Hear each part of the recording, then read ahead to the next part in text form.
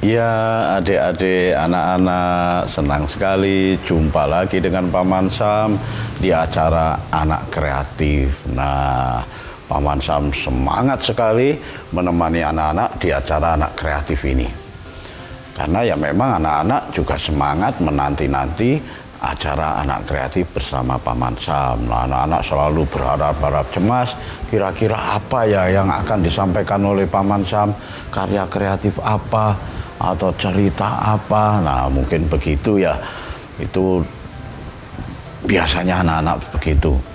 Nah, Paman Sam kali ini kalau di episode yang lama sekali, Paman Sam selalu memberikan dongengan kepada anak-anak. Kemudian beberapa episode yang lalu Paman Sam tidak mendongeng, selalu membuat karya-karya kreatif. Nah, tujuannya Paman Sam apa? Ya, agar ada macam-macam pengetahuan yang diterima anak-anak. Baik itu mendongeng, baik itu karya kreatif. Nah, pengetahuan itu diberikan semua oleh Paman Sam. Walaupun tidak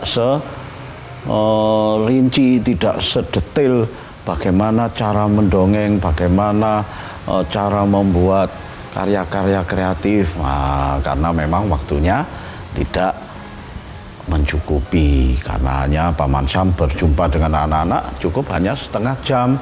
Itulah sebabnya Paman Sam kadang-kadang kalau membuat karya kreatif ya dicepet-cepetkan, atau kalau mendongeng ya cari dongeng-dongengan yang pendek, yang kira-kira setengah jam sudah bisa untuk dongengan. Nah, kali ini anak-anak, Paman Sam mendongeng, tetapi tidak hanya mendongeng saja. Nah, Paman Sam tidak membuat karya kreatif, Paman Sam mendongeng. Tetapi kali ini Paman Sam akan memberikan pengetahuan pada anak-anak bagaimana cara membaca sebuah cerita, cara membaca sebuah dongeng. Nah, begitu. Jadi kali ini anak-anak tidak hanya mendengar saja, mendengar dongengan Paman Sam, tetapi Paman Sam akan membacakan buku dongeng. Agar apa? Agar anak-anak juga mendapatkan pengetahuan membaca buku, membaca cerita, membaca dongeng. Nah, itulah sebabnya akan mudah bagi anak-anak kalau misalnya anak-anak ingin mendongeng cerita kepada kakaknya, kepada teman-temannya, tidak usah ragu-ragu harus hafal tentang dongeng-dongengan, harus hafal tentang cerita-cerita. Tetapi dengan membaca saja, anak-anak bisa membuat senang teman-temanmu atau kakak-kakakmu dengan dongengan-dongengan dari hasil membaca. Apakah hanya membaca saja Paman Sam? Ya tentu saja tidak. Nah, seperti ini yang akan Paman Sam berikan ini ya, contohnya. Paman Sam sudah tidak usah menyiapkan, misalnya kalian sudah punya buku, kira-kira buku apa ya yang menarik. Nah, kalau satu buku ini tentu saja semua cerita, semua dongeng menarik anak-anak. Ya, semua buku, semua cerita, semua dongeng yang ada di buku itu selalu menarik. Nah, saat ini Paman Sam akan membaca dongeng dari buku Fabel Jataka. Nah, fabel itu adalah cerita dongeng perumpamaan binatang. Jadi dongeng yang tokoh-tokohnya binatang, ya ada orangnya, kadang ya binatang toh, seakan-akan binatang itu serupa manusia, bisa berbicara, bisa tertawa, bisa menangis, bisa menyanyi, bisa menari. Ya, itulah yang dinamakan fabel, dongeng fabel. Nah, sekarang Paman Sam dengan memejamkan mata tidak memilih-milih judulnya dongengan misalnya begitu. Begitu buka set ini, kira-kira apa? Oh, Paman Sam ternyata ketemu dongengan dengan judul Monyet dan Buaya. Monyet dan Buaya. Nah, ini Paman Sam lalu membaca untuk anak-anak. Nah, misalnya kalian dikerumuni oleh teman-teman yang banyak, misalnya begitu ya. Terus kalian akan mengatakan, nah teman-teman, sekarang saya mau bercerita tentang Monyet dan Buaya. Nah, memang judulnya di buku itu Monyet dan Buaya. Nah, kalian begitu, anak teman-teman, saya akan mendongeng tentang Monyet dan Buaya. Kalian mau? Gitu, mau. Tentunya teman-temanmu akan seperti itu. Nah, ceritanya begini anak-anak. Lalu kalian mulai membaca. Suatu ketika di tepi sungai hiduplah seekor monyet yang besar dan kuat. Wah, kan bacaannya seperti itu anak-anak.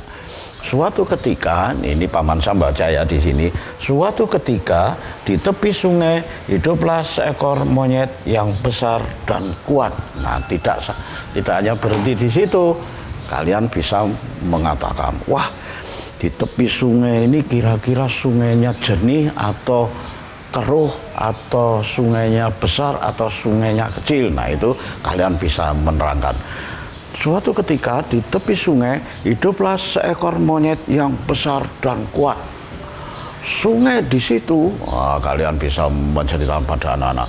Sungai di situ airnya jernih sekali, sampai batu-batu kerikil yang ada di dasar sungai kelihatan. Jika ada cahaya yang jatuh di permukaan air sungai, maka cahaya permukaan air itu akan berkilau-kilau seperti permata. Begitu anak-anak ya. Jadi tidak hanya membaca begitu toh, kalian mengulangi lagi. Hiduplah seekor monyet yang besar dan kuat. Seekor monyet itu besarnya sebesar 2 kali ukuran kita, teman-teman. Bulunya panjang, taringnya panjang, kukunya juga panjang. Pokoknya monyet itu seram sekali. Begitu anak-anak. Hanya dari satu kalimat, suatu ketika di tepi sungai hiduplah seekor monyet yang besar dan kuat. Dari situ saja kalian sudah bisa bercerita banyak. Itu tadi tentang apa? Tentang airnya jernih, tentang cahaya matahari yang jatuh di permukaan air sungai, tentang kerikil-kerikil yang kelihatan dari atas sungai, tentang monyet yang bulunya besar, taringnya besar. Nah, begitu anak-anak cara membaca dongeng kepada teman-teman kalian. Nah, selanjutnya bagaimana? Jangan kemana-mana, tetap di Anak Kreatif.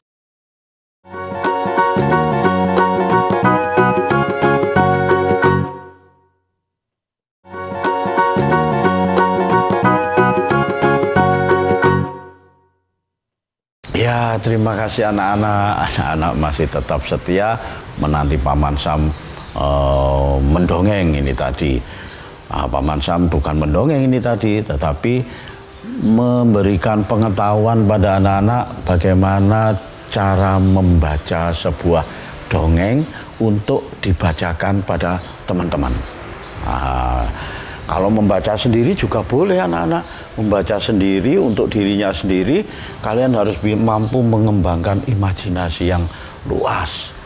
Kalau di situ tadi, di segmen tadi, Paman Sam bercerita membaca di tepi sungai hiduplah seekor monyet yang besar. Nah, kalian bisa membayangkan sungainya jernih, monyetnya besar, bulunya tebal, atau sebaliknya sungainya kotor, monyetnya bulunya kusam, kumal. Boleh sembarang, itu tergantung bagaimana kalian menghayal saat membaca buku untuk diri kalian sendiri atau untuk teman-teman. Nah, Paman Sam melanjutkan membacanya. Di tengah sungai ada sebuah pulau dengan banyak pohon buah. Wah, ternyata anak-anak, tidak hanya sungai yang tadi jernih dan kemudian dihuni monyet-monyet, ternyata masih ada tambahan. Di tengah sungai, wow, bisa membayangkan ada sebuah pulau dengan banyak pohon buah. Nah, tentu sungainya begitu luas sekali. Mungkin ya seperti danau. Nah, ternyata di tengah sungai itu ada sebuah pulau. Wah, berarti sungainya lebar sekali, anak-anak. Nah, tentu bagaimana sungai itu di tengahnya ada pulau? Tentu lebar sekali. Nah, Paman Sam lanjutkan. Di antara pulau dan pinggir sungai terdapat sebuah batu. Di antara pulau dan pinggir sungai terdapat sebuah batu. Nah, jadi antara pulau yang satu dengan daratan yang satu, di tengahnya sungai ada batu-batu yang berjejer, anak-anak. Monyet biasa berpijak di batu itu untuk mencapai pulau. Nah, benar kan? Berarti antara daratan yang satu dengan daratan yang lain ada beberapa batu. Untuk apa? Monyet itu kalau menyeberang tidak berenang di atas sungai, tapi hanya meloncat dari batu ke batu. Mencolot-mencolot itu, sampailah di daratan berikutnya. Nah, tiap pagi monyet pergi ke pulau itu untuk makan buah-buahan. Ah, ternyata ya itu tadi, anak-anak, di tengah sungai ada sebuah pulau dengan pohon buah-buahan yang banyak. Itulah sebabnya si monyet setiap pagi mendatangi pulau yang banyak buahnya itu. Dengan cara apa? Dengan cara meloncat-loncat di batu tadi. Sampailah di daratan berikutnya. Ketika sudah sampai di daratan berikutnya yang penuh dengan pohon buah, maka si monyet itu segeralah mengambil buah-buahan yang ada di pulau itu. Dimakan. Dan selalu begitu setiap hari, dan pulang saat hari menjelang malam. Kera itu setelah makan buah-buahan di pulau pagi, sepanjang siang makan buah-buahan di pulau seberang, ketika menjelang malam, sore-sore senja begitu, si kera kembali pulang. Dengan cara apa? Dengan cara meloncat-loncat itu tadi. Nah, ini halaman ke berikutnya. Nah, Paman Sam melanjutkan membaca. Di sungai itu juga hidup sepasang suami istri buaya. Suami buaya sangat menyayangi istrinya. Wah, ternyata anak-anak, sungai yang setiap hari diseberangi oleh si monyet dengan cara meloncat-meloncat ke batu itu, di dalam sungai itu ada sepasang buaya, ibu dan bapak. Nah, di dalam sungai itu. Nah, Paman Sam melanjutkan. Setiap hari mereka melihat monyet melompati batu menuju pulau. Nah, setiap hari ternyata ketika si monyet itu meloncat-meloncat, si buaya melihat dari dalam dasar sungai. Melihat ini ada monyet meloncat-meloncat. Maka si buaya berkata pada suaminya, "Suamiku, aku punya satu permintaan." Begitu kata si buaya yang perempuan. Si buaya laki-laki sebagai suaminya menjawab, katakanlah sayang, aku pasti akan memenuhinya." Begitu kata suaminya. Terjadilah omong-omongan antara itu. Terus dijawab lagi oleh istrinya, "Aku tangkapkan monyet itu. Aku ingin memakan hatinya." Si suami karena cintanya, karena senangnya sama si istri, dia menjawab, "Apapun untukmu." Cuma begitu toh. Nah, artinya apapun yang kamu minta pasti aku turuti. Begitu kata suami buaya. Nah, selanjutnya, sementara monyet sedang asik menikmati buah di pulau itu, suami buaya bersembunyi di dekat batu yang biasa dipakai monyet sebagai pijakan untuk melompat. Nah, si buaya karena permintaan istrinya itu, akhirnya ketika monyet mencari buah-buahan di pulau seberang, si buaya bersembunyi di batu yang biasa untuk meloncat. Si kera menyeberang ke dasar daratan yang lain. Wah, intip-intip gini anak-anak. Si buayanya dibalik batu intip-intip gini. Wah, menanti saat si monyet meloncat di batu. Nah, pastilah teman-teman. Nah, begitu kalian mendongeng ke teman-teman begitu. Pastilah teman-teman, kalau si monyet itu akan sudah sampai melompat di batu tempat bersembunyi buaya, pasti si monyet itu akan diterkam oleh sang buaya. Nah, begitu anak-anak, kalian berceritanya begitu, ditambah-tambahi boleh. Waduh, tapi kasihan juga ya si monyet kalau sampai diterkam buaya. Iya, itulah sebabnya. Terus bagaimana ceritanya kalau begitu selanjutnya? Nah, jangan kemana-mana, tetap di Anak Kreatif.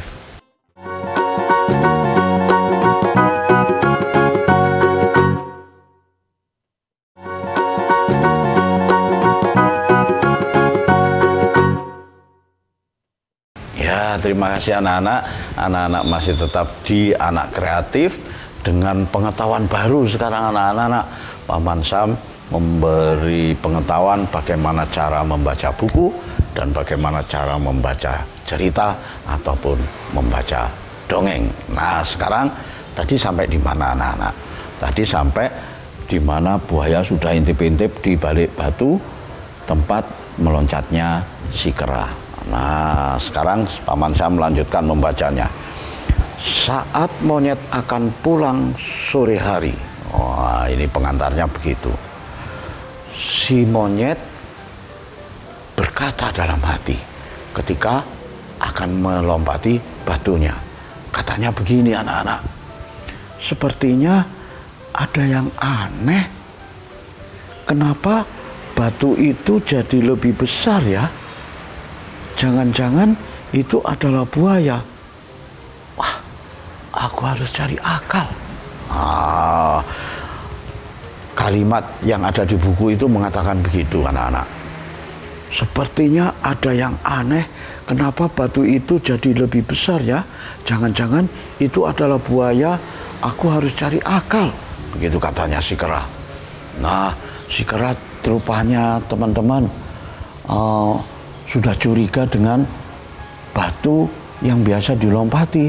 Biasanya batu yang dilompati cuma kelihatan permukaannya saja, tetapi kali ini permukaannya lebih menonjol.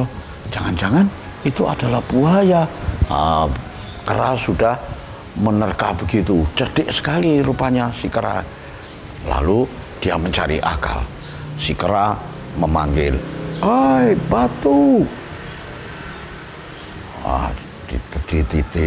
Diteriak begitu, "Hai batu!"